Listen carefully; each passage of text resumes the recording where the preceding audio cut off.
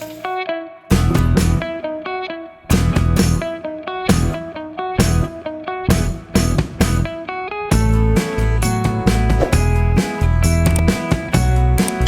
testing na? Sir, testing na. Try natin sir yung pinalitan ko na ano. Anong mga tama dyan? IGBT tsaka tong ano. Saka yung bridge. Okay. So, pinalitan mo na. So, nilagyan mo siya ng ano, series valve just in case na may short, di ba? Okay, so pinalitan na. Ang daming sunog? Yung dalawa lang. Okay. So, ang brand nito ay Phoenix. So, ngayon, ginamitan mo nito just in case na merong short, hindi mo putukan. Okay, sige. Testing.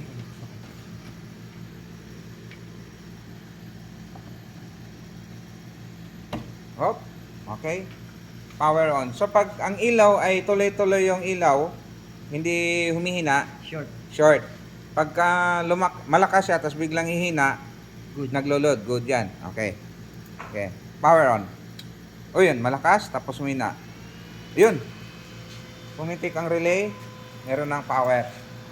Ngayon, para magiging okay, sukatin mo kung may output ba.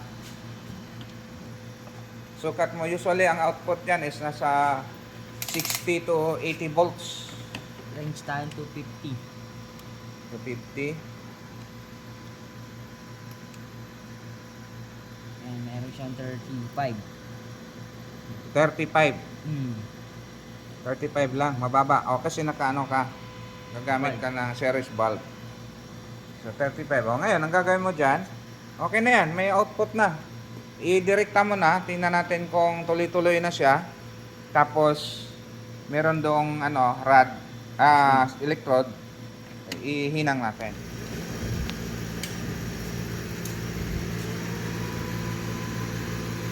$100.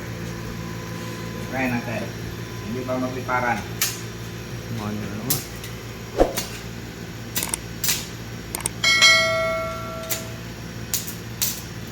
Hindi na.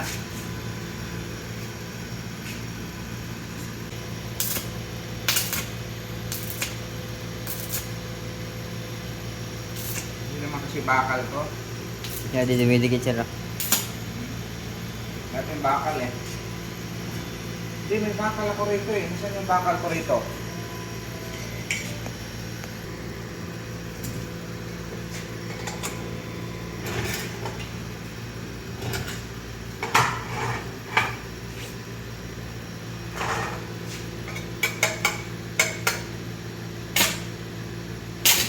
Yan, takas ah.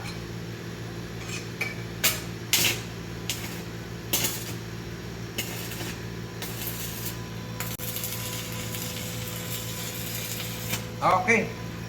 Nice na. Gagawin natin ito, dalawang output lang yan, gawin natin 4. Di ba meron pa pantira doon? O, gawin natin 4.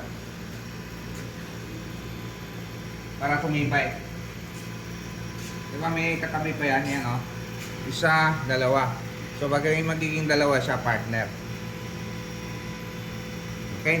Ayos.